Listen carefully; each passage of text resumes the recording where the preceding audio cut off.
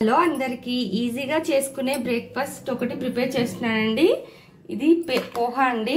ఇది ఎలా ప్రిపేర్ చేసుకోవాలి ఏంటనేది చూసేద్దాం, వచ్చేసేయండి. అలాగే స్కూల్స్ అవి స్టార్ట్ అయిపోయాయి కదా, ఇంకా పిల్లలకి కూడా చాలా ఈజీగా చేసేసుకోవచ్చు అండి. టేస్టీగా కూడా ఉంటుందండి. చూసేద్దాం, వచ్చేసేయండి ఎలా ప్రిపేర్ చేయాలి ఏంటి అని. ముందుగా అయితే ఇలా ప్యాన్ తీసుకొని దాంట్లో కొంచెం ఆయిల్ వేసుకొని వేడి చేసుకోవాలండి. దీంట్లో కొద్దిగా పల్లీలు వేసుకోవాలి, ఒక పెద్ద స్పూన్ అంత పల్లీలు వేసుకోవాలి. తర్వాత దీంట్లో కొన్ని ఇవి ఉంటుంది కదండి, మినపప్పు శనగపప్పు, ఇవి యాడ్ చేసుకోవాలి. తర్వాత కొద్దిగా జీలకర్ర అండ్ ఆవాలు వేసేసుకొని ఒకసారి కలుపుకోవాలండి. ఇవి కొంచెం వేగాలి.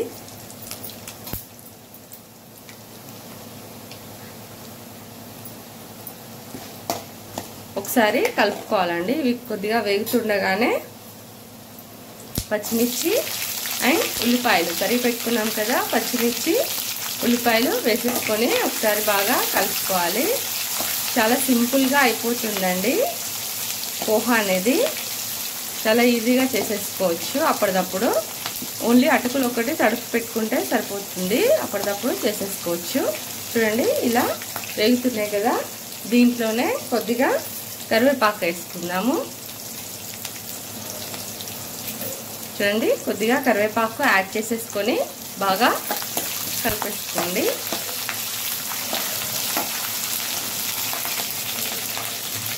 చూడండి ఇలా వేగుతున్నప్పుడే దీంట్లో కొద్దిగా పసుపు యాడ్ చేసుకుందాం.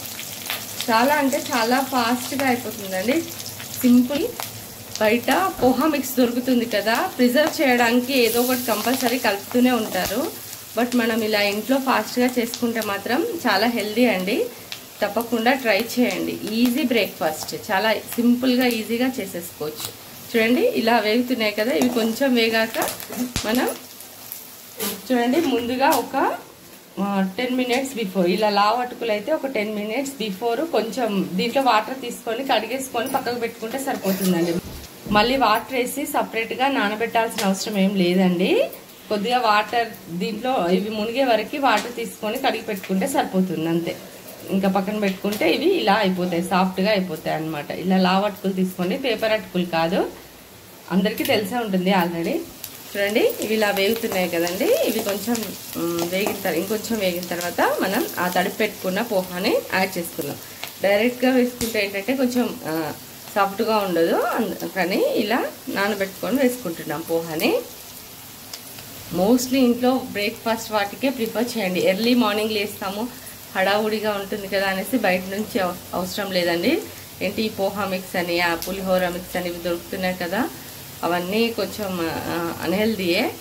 ఇలా ప్రిపేర్ చేసుకోండి, ఇంట్లో ఫాస్ట్గా అయిపోతుంది. చూడండి ఇలా వేగిపోయాయి కదండి, ఇలా నానబెట్టుకున్న అటుకులు దీంట్లో యాడ్ చేసేసుకోండి. చూడండి ఇలా యాడ్ చేసుకున్నాం కదా, వీటిని బాగా కలుపుకోండి ఒకసారి.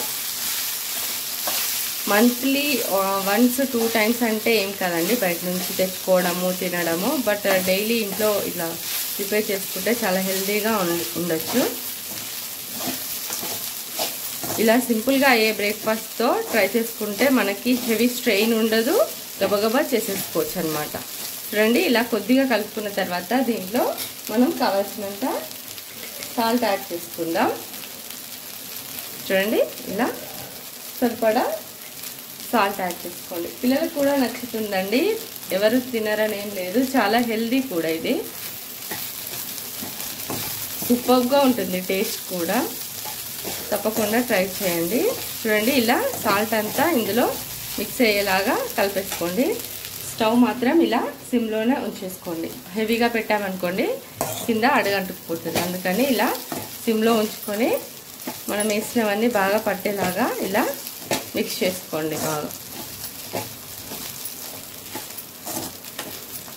చూడండి ఇలా బాగా మిక్స్ చేసుకున్నాం కదండి, ఇంకా ఆల్మోస్ట్ అయిపోయింది. దీంట్లో మనం కొద్దిగా నిమ్మరసం వేసుకొని దింపేసుకుంటే ఇంకా రెడీ అయిపోతుంది. ఒకవేళ ఫ్లేవర్ నచ్చుతుంది అనుకుంటే కొత్తిమీర కూడా పైన వేసుకోవచ్చు గార్నిషింగ్ కోసం, ప్లస్ ఫ్లేవర్ బాగుంటుంది. బట్ నేను వేయట్లేనండి, ఎందుకంటే పిల్లలు పైన వేస్తే అలా తినరు కాబట్టి నేనైతే వేయట్లేను. చూడండి ఇలా నిమ్మరసం పిండేసుకొని మళ్ళీ ఒకసారి బాగా మిక్స్ చేసుకోండి, బాగా కలుపుకోండి ఇలాగా. ఇలా కలిపేసుకొని ఇంకా స్టవ్ ఆపేసుకుంటే చూడండి ఇలా కలిపేసుకొని ఇంకా స్టవ్ ఆపేసేయండి. చూడండి ఇలా స్టవ్ ఆపేసేసుకొని ఇలా సర్వింగ్ ప్లేట్లోకి తీసుకొని సర్వ్ చేసుకోవచ్చు.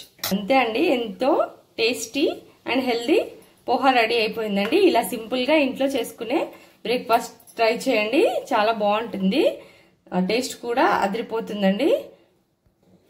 తప్పకుండా ట్రై చేయండి. ట్రై చేసి ఎలా ఉందో కామెంట్ చేయండి. అలాగే ఇంకా నా ఛానల్ని సబ్స్క్రైబ్ చేసుకోకపోతే ప్లీజ్ సబ్స్క్రైబ్.